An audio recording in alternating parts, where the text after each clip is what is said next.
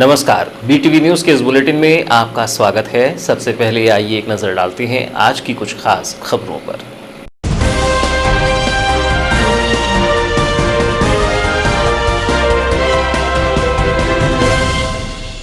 नगर पालिका परिषद के वार्डों का हुआ आरक्षण। नगर के 33 वार्डों के लिए अपनाई गई आरक्षण प्रक्रिया। 4 वार्डों के आरक्षण प्रक्रिया पर जताई गई आपत्ति। आपत्तिकर्ताओं ने कहा कि कोर्ट का खटखटाएंगे दरवाजा। कोतवाली थाने के आरोपियों के फरार होने का मामला। कोतवाली और नवेगांव टीआई को किया गया लाइन अटैच। 4 अन्य पुलिसकर्मियों पर भी गिरी गाज। हुए लाइन अटैच। 13 जुलाई को कोतवाली से फरार हो गए थे गांजा तस्कर। दिन भर की कोशिश के बाद पकड़े गए थे दंपत्ति। पीएम आवास की तीसरी किश्त के लिए लगाई गुहार। हितग्राहियों ने जिला कलेक्ट्रेट पहुंचकर सौंपा ज्ञापन। कांग्रेस झुग्गी झोपड़ी प्रकोष्ठ के बैनर तले सौंपा ज्ञापन। बारिश के मौसम में करना पड़ रहा है दिक्कतों का सामना।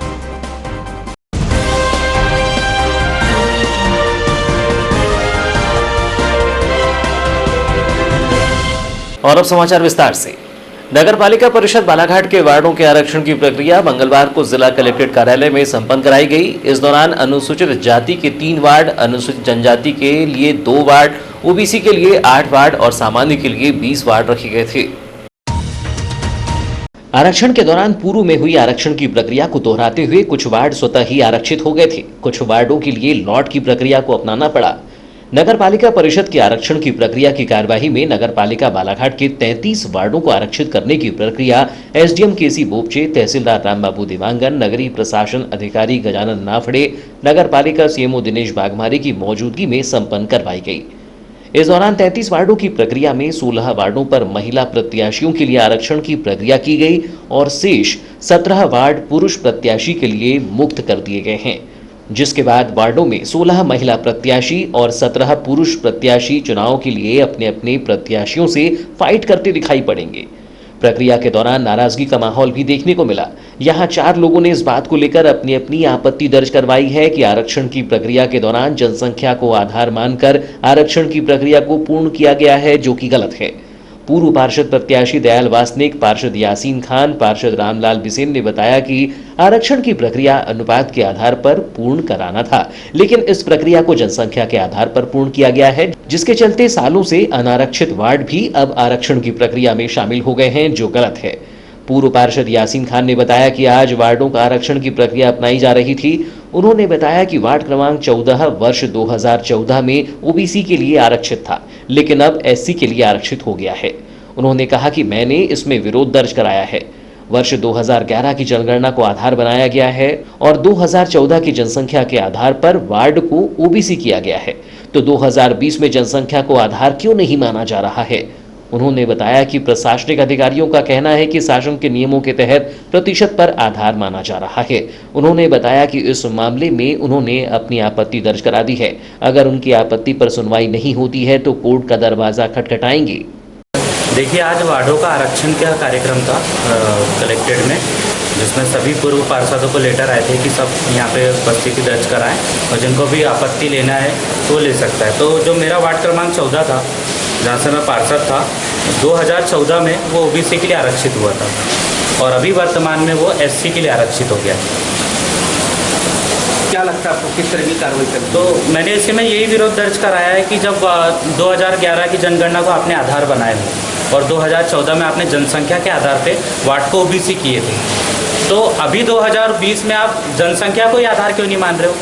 ये बोल रहे हैं कि हम प्रतिशत को आधार मान रहे हैं। हमको शासन से लेटर मिला है 7/2/2020 को, 7 फरवरी को शासन से लेटर मिला है कि इसको प्रतिशत के आधार पे कराना है, जिस वजह से अब वार्ड एससी चला गया है, क्योंकि एससी का प्रतिशत ज़्यादा है।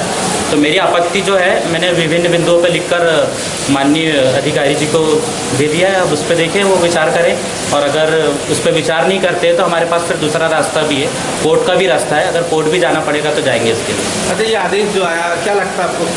इस दौरान पूर्व पार्षद यासीन खान ने कहा कि कांग्रेस की सरकार के समय प्रतिशत के आधार पर आरक्षण करने का आदेश आया था, लेकिन वर्तमान भाजपा की सरकार है, जिसके तहत शिवराज सिंह चौहान की सरकार ने पूर्व की सरकार के द्वारा लिए गए सभी निर्णयों को निरस्त कर दिया है। तो हो सकता है कि इस नियम में भी कोई बदलाव हो जाए। देखिए, जो पिछली कांग्रेस की सरकार थी उस समय ये आदेश आया हुआ है और अभी वर्तमान में माननीय शिवराज सिंह चौहान जी मुख्यमंत्री है। और नगर पालिका एक्ट में जितने भी बदलाव किए गए थे पूर्व सरकार के द्वारा, चाहे वो अध्यक्ष का निर्वाचन हो या पार्षदों का निर्वाचन हो, तो नई सरकार ने पुराने सारे एक्टों को निरस्त कर दिया है। तो हो सकता है शायद इसमें कोई बदलाव हो जाए। इसी तरह पूर्व पार्षद प्रत्याशी रहे दयाल वासनिक ने कहा कि वार्डों के आरक्षण की प्रक्रिया के दौरान शासन प्रशासन के द्वारा नियमों का दुरुपयोग किया जा रहा है। जब कई सालों के एससी के लिए वार्ड आरक्षित थे तो उन्होंने नियम बदल दिए। जनसंख्या के आधार पर आरक्षण किया जाना चाहिए था, लेकिन प्रतिशत के आधार पर आरक्षण की प्रक्रिया अपनाई जा रही है। इससे कहीं न कहीं ऐसे प्रत्याशी जो काफी लंबे अरसे से तैयारी कर रहे थे, उनके अधिकारों का हनन हुआ है। पार्टी विशेष को फायदा दिलाने के उद्देश्य से कार्य किया जा रहा है, जिसको लेकर हम हाईकोर्ट में पिटीशन दायर करेंगे।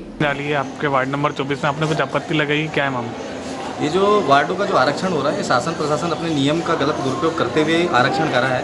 जब कई सालों से एससी के लिए आरक्षित हर वार्ड हो रहे तो इन्होंने इकट्ठे नियम बदल दिए। जनसंख्या के आधार पर आरक्षण होना चाहिए, इन लोगों ने प्रतिशत के आधार पर कर दिए। तो इससे कहीं ना कहीं जितने भी जो योग्य प्रत्याशी जो कई सालों से मेहनत कर रहे हैं, उनके अधिकारों का हनन करे और गवर्नमेंट अपने अधिकारों का दुरुपयोग करते हुए ये सब चीज़ कर रही है। ये किसी व्यक्ति विशेष को फायदा देने के लिए, अपने पार्टी विशेष को फायदा देने के लिए सब चीज़ करा जा रहा है। तो हम इसका कड़ा विरोध करते हैं और इसको लेकर हम हाईकोर्ट में पिटीशन लगाएंगे कि जो प्रत्याशी अपने कई सालों से मेहनत कर रहे हैं उनको उनके लाभ मिलना चाहिए। कितनी जनसंख्या है आपके वार्ड में? मेरे वार्ड में 3664 कुछ जनसंख्या है, जिसमें सबसे ज़्यादा एससी के पुरुष होते हैं। इसी आधार पर वार्ड नंबर 1 हो गया, वार्ड नंबर 14 हो गया, वार्ड नंबर ये जो है इनमें एससी का ज़्यादा रेशो है। तो इसको मिलना चाहिए जो शुरू से होते जा रहा है। 8-10 सालों से कम एससी के लिए आरक्षित हो रहा है, कहीं महिला होता है, कहीं पुरुष होता है, और आज इकट्ठे ही रेशो के आधार पर कर दिया गया। तो कहीं ना कहीं ये गलत है और हमारे जैसे जो युवा प्रत्याशी जो कई सालों से मेहनत कर रहे हैं, इनके कहीं ना कहीं दुरुपयोग है, इनके साथ दुर्भावना की व्यवहार किया जा रहा है शासन के द्वारा। आरक्षण प्रक्रिया को लेकर एसडीएम केसी बोपचे ने बताया कि आज नगर पालिका परिषद के 33 वार्डों के लिए आरक्षण की प्रक्रिया संपन्न कराई गई है।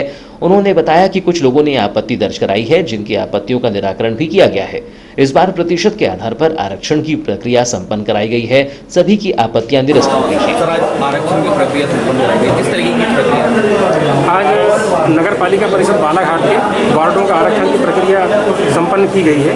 इसमें 33 वार्डों में से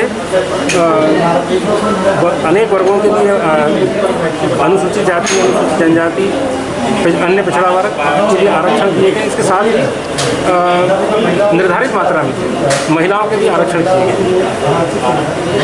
सर, कुछ पार्षदों ने आपत्ति भी दर्ज कराई है, तो आपत्ति में निराकरण किया गया है, मगर जो एक्ट में एज पर जो बोला गया उसी तरह आरक्षण किया गया।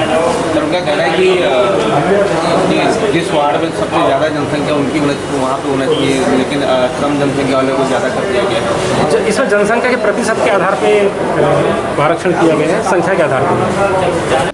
बता दें कि वर्ष 2020 में वार्ड क्रमांक 1 ओबीसी महिला, वार्ड क्रमांक 2 ओबीसी सामान्य, वार्ड क्रमांक 3 ओबीसी महिला, वार्ड क्रमांक 4 सामान्य, वार्ड क्रमांक 5 सामान्य महिला, वार्ड क्रमांक 6 सामान्य महिला, वार्ड क्रमांक 7 महिला सामान्य, वार्ड क्रमांक 8 सामान्य महिला, वार्ड क्रमांक 9 सामान्य, वार्ड क्रमांक 10 महिला सामान्य, वार्ड क्रमांक 11 एसटी महिला, वार्ड क्रमांक 12 महिला सामान्य, वार्ड क्रमांक 13 एससी पुरुष, वार्ड क्रमांक 14 एससी पुरुष, वार्ड क्रमांक 15 सामान्य, वार्ड क्रमांक 16 सामान्य, वार्ड क्रमांक 17 ओबीसी महिला, वार्ड क्रमांक 18 सामान्य, वार्ड क्रमांक 19 सामान्य, वार्ड क्रमांक 20 महिला सामान्य, वार्ड क्रमांक 21 ओबीसी सामान्य, वार्ड क्रमांक 22 महिला सामान्य, वार्ड क्रमांक 23 एसटी पुरुष महिला, वार्ड क्रमांक 24 ओबीसी महिला, वार्ड क्रमांक 25 सामान्य महिला, वार्ड क्रमांक 26 सामान्य, वार्ड क्रमांक 27 ओबीसी सामान्य, वार्ड क्रमांक 28 ओबीसी महिला, वार्ड क्रमांक 29 एससी महिला, वार्ड क्रमांक 30 सामान्य, वार्ड क्रमांक 31 सामान्य, वार्ड क्रमांक 32 सामान्य महिला, वार्ड क्रमांक 33 सामान्य आरक्षित किया गया है। 13 जुलाई की प्रातः 5:30 बजे कोतवाली थाने से पुलिस को चकमा देकर फरार हुए गांजे के आरोपियों के मामले में पुलिस अधीक्षक ने कार्रवाई करते हुए 6 पुलिसकर्मियों को लाइन अटैच कर दिया है। बता दें कि 12 जुलाई को वाहन चेकिंग के दौरान कोतवाली पुलिस ने सरेखा चौक से दोपहिया वाहन से 5 किलो गांजा लेकर जा रहे एक दंपति को गिरफ्तार करने में सफलता तो अर्जित की थी, लेकिन 13 जुलाई को यह दंपति कोतवाली थाने से फरार हो गए, जिनकी तलाश कर उन्हें पकड़ा तो गया, लेकिन कोतवाली से आरोपियों के फरार हो जाने के मामले में पुलिस अधीक्षक ने कार्यवाही की है। रविवार को वाहन चेकिंग के दौरान कोतवाली पुलिस ने पति पत्नी को 5 किलो गांजे के साथ गिरफ्तार किया था, जिसके बाद कोतवाली थाने में गिरफ्तार दंपत्ति सोमवार की सुबह पुलिस को चकमा देकर फरार हो गए थे।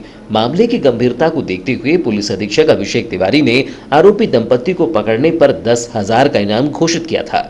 कोतवाली थाने से सुबह 5 बजे फरार हुए दंपत्ति को पकड़ने में कोतवाली ग्रामीण थाना, पुलिस लाइन समेत अन्य थानों व चौकियों का स्टाफ लग गया था। जहां जहां लोकेशन मिलती गई पुलिस वहां लगातार दबिश देती गई और आखिर में शाम करीब 4 बजे पुलिस को मंगोली खुर्द के जंगल में फरार दंपत्ति दिखाई दिए और पुलिस ने स्थानीय लोगों की मदद से उन्हें गिरफ्तार कर लिया, जिसके बाद पुलिस अधीक्षक ने तत्काल कोतवाली थाने पहुंचकर दंपत्ति को पकड़ने में शामिल युवकों को 1,000 का नगद इनाम दिया, तो वहीं स्टाफ को 10,000 का इनाम दिया। लेकिन दंपत्ति के थाने से भागने को लापरवाही मानते हुए स्टाफ पर कार्रवाई भी की गई। वहीं कोतवाली से भागने के मामले में पुलिस ने एक बार फिर से दंपत्ति के खिलाफ अपराध दर्ज किया है। दंपत्ति के भागने के दौरान कोतवाली स्टाफ से हुई चूक को गंभीर मानते हुए कोतवाली टीआई विजय सिंह परस्ते, एसआई वीरेश्वर कुशवाहा, प्रधान आरक्षक सुरेंद्र कर्राहे, महिला आरक्षक प्रेमलता नकपुरे व आरक्षक अंकुश नेवारे को निलंबित कर इन्हें तत्काल पुलिस लाइन अटैच कर दिया गया है। इतना ही नहीं, इस पूरे घटनाक्रम के दौरान नवेगांव ग्रामीण टीआई राजू सिंह बघेल बिना बताए छुट्टी पर थे, जिसके चलते उन्हें भी थाने से हटाकर पुलिस लाइन अटैच कर दिया है। मामले में एएसपी प्रतिपाल सिंह महोबिया ने बताया कि सोमवार को कोतवाली थाने से गांजे के आरोपी दंपत्ति थाने से फरार हो गए थे, जिन्हें पकड़ लिया गया है। इस मामले में कोतवाली टीआई, विवेचक, एसआई, प्रधान आरक्षक, 2 आरक्षक व नवेगांव ग्रामीण थाना टीआई को निलंबित कर लाइन अटैच कर दिया गया है। इसके 2 आरोपी फरार हो गए थे। मौका देखकर हमारे पुलिसकर्मियों को चकमा देके भाग गए थे। हालांकि हमने उसमें कल पूरे दिन मेहनत करके उनको शाम को गिरफ्तार कर लिया था। तो उसी में जो जिनकी लापरवाही थी उन्हीं पर कार्रवाई की गई है। किन किन को सस्पेंड किया गया? इसमें जो थाना प्रभारी हैं श्री विजय परस्ते, सब इंस्पेक्टर वीरेश कुशवाहा जो इस प्रकरण के विवेचक थे, प्रधान आरक्षक सुरेंद्र कर्राहे जो कि एचसीएम के पद पे हैं, और महिला आरक्षक प्रेमलता नकपुरे, और संतरी ड्यूटी में जो आरक्षक था अंकुश निवारे। इनकी ड्यूटी इनकी सुरक्षार्थ लगाई गई थी। तो इनकी लापरवाही की वजह से ये भागे, इसलिए इनको अभी निलंबित करके लाइन अटैच किया गया है और इन पर विभागीय कार्रवाई। बता दें कि 12 जुलाई को छत्तीसगढ़ राज्य के जगदलपुर जिले से फरीदाबाद बाइक में मादक पदार्थ गांजा की तस्करी कर रही हरियाणा की एक दंपत्ति को कोतवाली पुलिस ने सरेखा चौक पर चेकिंग के दौरान रविवार को गिरफ्तार कर उनके कब्जे से 5 किलो गांजा करीब 1.25 लाख रुपए की कीमत का जब्त कर बरूली निवासी सुखवीर उर्फ नवीन कुमार जाट व उसकी पत्नी अंजलि उर्फ मनीषा को गिरफ्तार कर उनके खिलाफ एनडीपीएस एक्ट की धारा 8(20) के तहत अपराध दर्ज कर मामले को कार्यवाही में लिया था। इधर 14 जुलाई को कोतवाली पुलिस ने पकड़े गए गांजा तस्कर दंपत्ति को न्यायालय में पेश किया, जहां से पुलिस ने दोनों ही आरोपियों का 1 दिन का पीआर लिया है। बता दें कि 12 जुलाई को छत्तीसगढ़ राज्य के जगदलपुर जिले से फरीदाबाद बाइक में मादक पदार्थ गांजा की तस्करी कर रही हरियाणा की दंपत्ति को कोतवाली थाना पुलिस ने सरेखा चौक पर चेकिंग के दौरान रविवार को गिरफ्तार कर उनके कब्जे से 5 किलो गांजा करीब 1.25 लाख रुपए कीमत का जब्त कर बरूली निवासी सुखवीर उर्फ नवीन कुमार जाट व उसकी पत्नी अंजलि उर्फ मनीषा को गिरफ्तार कर उनके खिलाफ एनडीपीएस एक्ट की धारा 8(20) के तहत अपराध दर्ज कर मामले को कार्यवाही में लिया था, जिसके बाद 14 जुलाई को दोनों ही आरोपियों को न्यायालय में पेश कर उनका 1 दिन का रिमांड पुलिस ने लिया है। पुलिस का मानना है कि पूछताछ के दौरान गांजा तस्करी से जुड़े और भी खुलासे हो सकते हैं। एएसपी प्रतिपाल सिंह महोबिया की माने तो दोनों ही आरोपी पेशेवर गांजा तस्कर प्रतीत हो रहे हैं। इन्होंने जगदलपुर से किसी व्यक्ति से गांजा लिया था, जिसे वह फरीदाबाद ले जा रहे थे। अब तक दोनों आरोपियों की कॉल डिटेल निकाली गई है, जिसमें मध्य प्रदेश से किसी व्यक्ति का संबंध नहीं है। वहीं अन्य प्रदेशों से इनका संपर्क दिख रहा है, जिसको लेकर आरोपियों से पूछताछ की जाएगी। इनसे पूछताछ की गई है आरोपियों से। उन्होंने ऐसा बताया है कि ये जगदलपुर छत्तीसगढ़ से किसी व्यक्ति ने इनको गांजा दिया था और वहाँ से ये हरियाणा जिला जींद में ले जा रहे थे। तभी इनसे और पूछताछ करना बाकी है, तो जैसे भी आगे विवेचना होगी उस हिसाब से खुलासा किया जाएगा। सर क्या समझना सर, ये रैकेट चला रहे थे काफ़ी टाइम से था कि अभी तक क्या परिस्थिति में बताया पूरी तरह? ऐसा लग रहा है कि शायद ये पेशेवर हो सकते हैं, लेकिन अभी इनकी कुछ कॉल डिटेल भी निकाली है हमने, तो वो अभी पिछले 2-3 महीने से इनका मतलब एमपी में आना नहीं हुआ है। तो अलग अलग देश में अलग अलग स्थानों पे इनका आना जाना है, तो अभी वो उसकी जांच चल रही है। प्रधानमंत्री आवास योजना की दूसरी व तीसरी किश्त की राशि दिलाने की मांग को लेकर कांग्रेस झुग्गी झोपड़ी प्रकोष्ठ के नेतृत्व में कलेक्टर को ज्ञापन सौंपा गया। ज्ञापन में कहा गया कि करीब 1 वर्ष से अधिक हो गए प्रधानमंत्री आवास योजना की दूसरी और तीसरी किश्त की राशि का भुगतान नहीं किया जा रहा है, जिससे हितग्राहियों के मकान अधूरे पड़े हुए हैं। इस दौरान कांग्रेस झुग्गी झोपड़ी प्रकोष्ठ के प्रदेश अध्यक्ष मकसूद खान ने कहा कि शासन द्वारा हितग्राहियों को करीब 1 वर्ष हो गए हैं, लेकिन प्रधानमंत्री आवास योजना के तहत आवास निर्माण करने पहली किश्त और दूसरी किश्त की राशि का भुगतान किया गया, लेकिन तीसरी किश्त की राशि का भुगतान अब तक नहीं हुआ है। राशि नहीं मिलने से लोगों के मकान अधूरे पड़े हुए हैं। बारिश प्रारंभ होने के बाद भी राशि नहीं मिलने से हितग्राहियों को अधूरे मकान में पॉलिथीन डालकर या किराए के मकान में रहकर जीवन यापन करना पड़ रहा है। सभी पार्टियों से निवेदन है, इन गरीबों पर रहम करें। आज स्थिति ये है कि सांप बिच्छू घुस रहे हैं, बच्चे बीमार पड़ रहे हैं, दूसरी कोरोना के डर से जो लोग घर से बाहर भी नहीं निकल रहे हैं, मजदूरी करने भी नहीं जा रहे हैं। लॉकडाउन का बराबर पालन किया जा रहा है, सबसे ज़्यादा तो गरीब ही कर रहा है लॉकडाउन का पालन। लेकिन आज समस्या ये है कि इनके घर में जो भी थोड़ा बहुत राशन मिल रहा है शासन द्वारा, उसमें जो लोग जीवन यापन कर रहे हैं, लेकिन राशन के अलावा तेल मसूर सभी यानी तेल दाल क्या नहीं लगता घरों में। आज अगर इनका कोई बच्चा बीमार हो जाए तो इनके पास पैसे नहीं इलाज के लिए। तो हमारा माननीय कलेक्टर महोदय से जी से नर्म निवेदन है कि एक सर्वे करें, आके घूमें पूरी टीम कि किस हालत में जो गरीब रह रहे हैं। किसी भी ढंग से हमारा कलेक्टर साहब से बार बार अनुरोध है कि इन गरीबों की व्यथा सुने और इनको तीसरी किस्त और दूसरी किस्त डालने की कृपा करें। इस बारे में प्रवीण मदनकर ने कहा कि आवास योजना की दूसरी और तीसरी किश्त की राशि नहीं मिलने से मकान अधूरे पड़े हुए हैं, लेकिन इस ओर कोई जनप्रतिनिधि या प्रशासनिक अधिकारी ध्यान नहीं दे रहा है। हितग्राहियों को शीघ्र किश्त की राशि का भुगतान किया जाए। जो तीसरी किस्त है उसे 14 माह होने लगी, अभी तक किसी की भी तीसरी किस्त नहीं डाली गई है।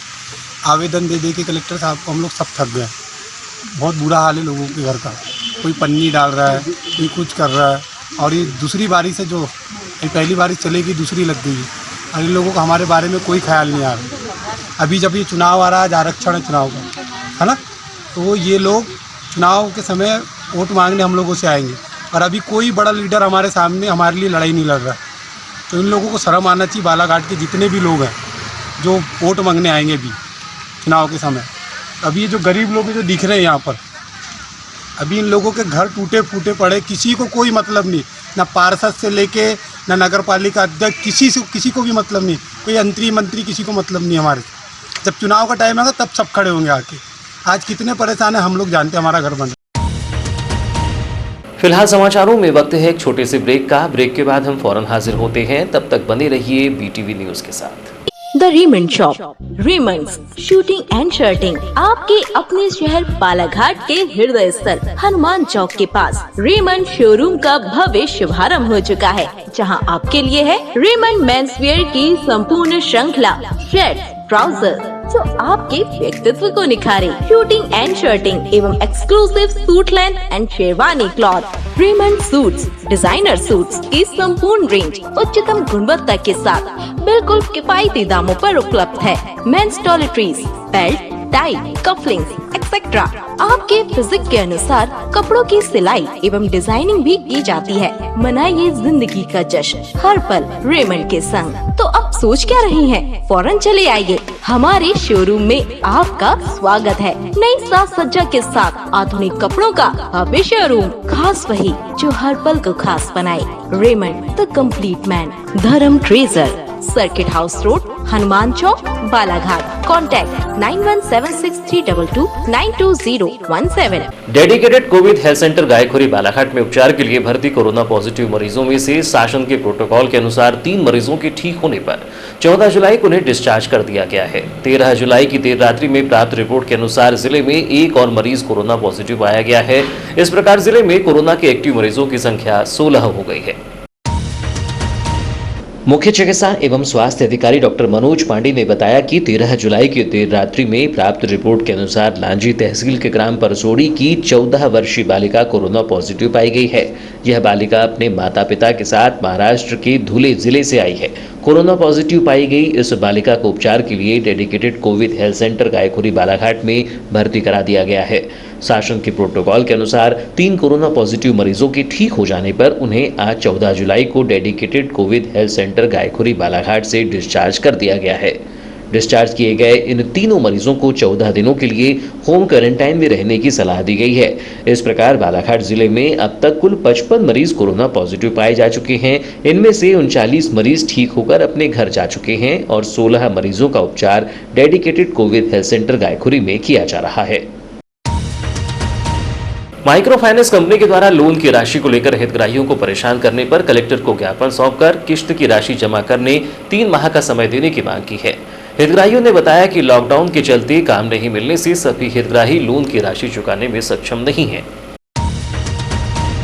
इस संबंध में जुबेदा अंसारी ने बताया कि माइक्रो फाइनेंस कंपनी के द्वारा समूह के माध्यम से महिलाओं को लोन दिया गया है, लेकिन कोरोना के चलते लॉकडाउन होने से काम बंद था, जिससे आर्थिक परेशानियों का सामना करना पड़ा, जिससे लोन की राशि नहीं जमा की गई है।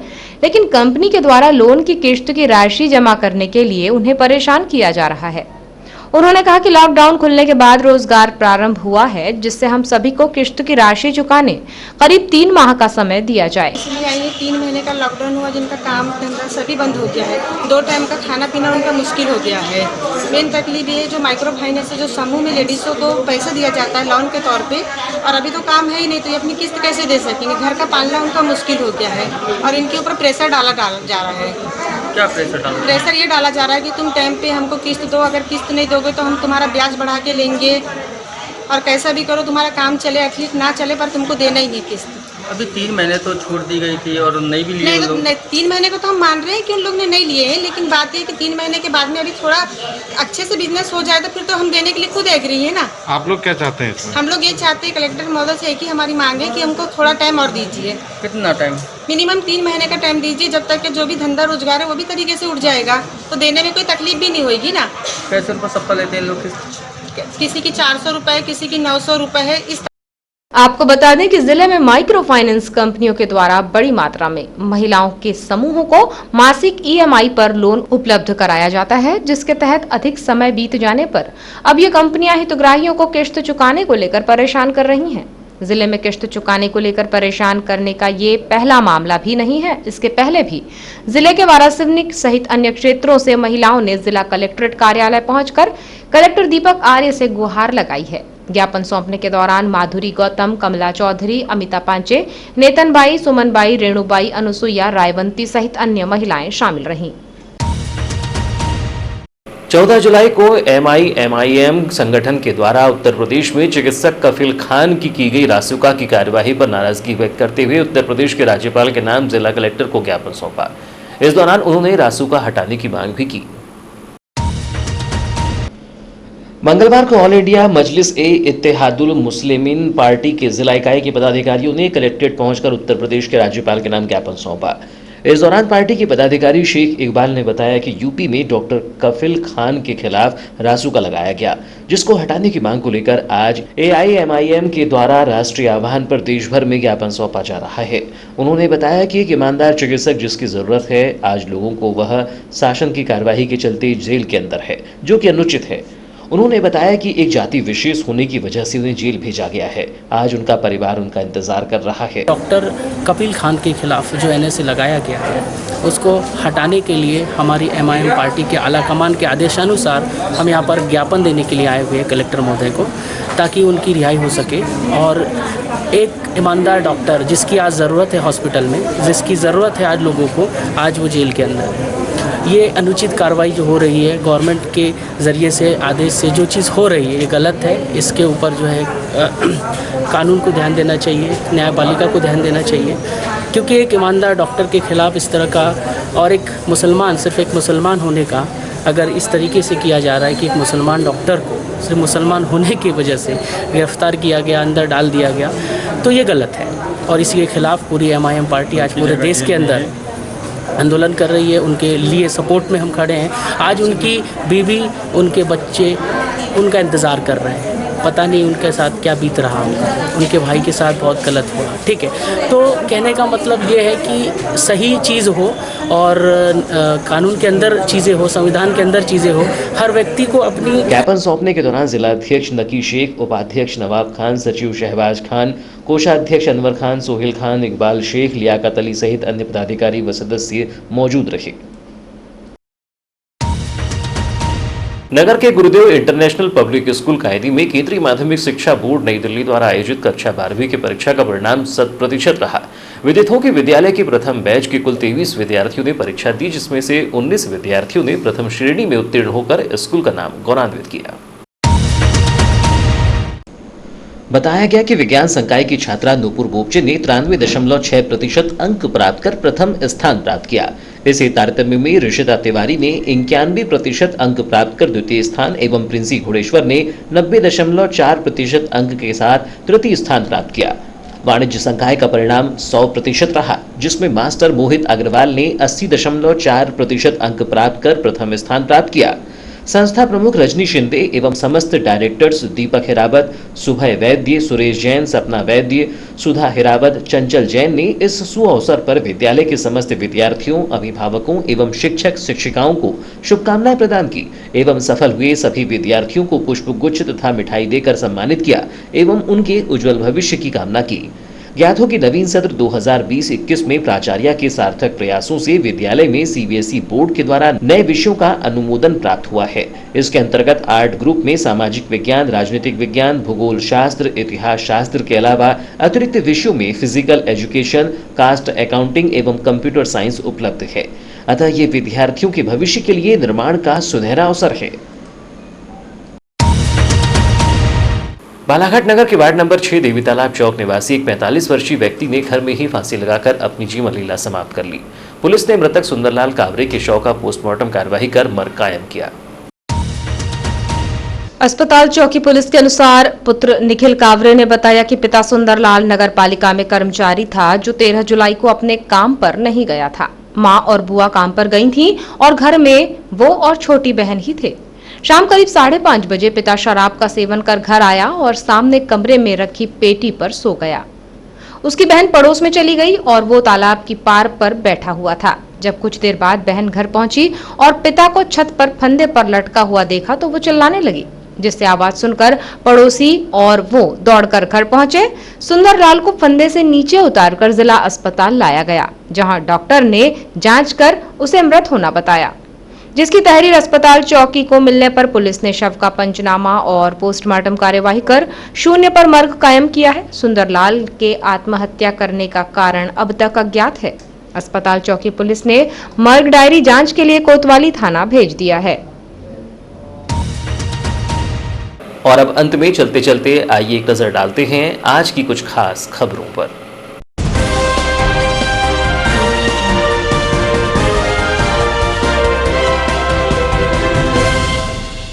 नगर पालिका परिषद के वार्डों का हुआ आरक्षण। नगर के 33 वार्डों के लिए अपनाई गई आरक्षण प्रक्रिया। 4 वार्डों के आरक्षण प्रक्रिया पर जताई गई आपत्ति। आपत्तिकर्ताओं ने कहा कि कोर्ट का खटखटाएंगे दरवाजा। कोतवाली थाने के आरोपियों के फरार होने का मामला। कोतवाली और नवेगांव टीआई को किया गया लाइन अटैच। 4 अन्य पुलिसकर्मियों पर भी गिरी गाज, हुए लाइन अटैच। 13 जुलाई को कोतवाली से फरार हो गए थे गांजा तस्कर। दिन भर की कोशिश के बाद पकड़े गए थे दंपत्ति। पीएम आवास की तीसरी किश्त के लिए लगाई गुहार। हितग्राहियों ने जिला कलेक्ट्रेट पहुंचकर सौंपा ज्ञापन। कांग्रेस झुग्गी झोपड़ी प्रकोष्ठ के बैनर तले सौंपा ज्ञापन। बारिश के मौसम में करना पड़ रहा है दिक्कतों का सामना।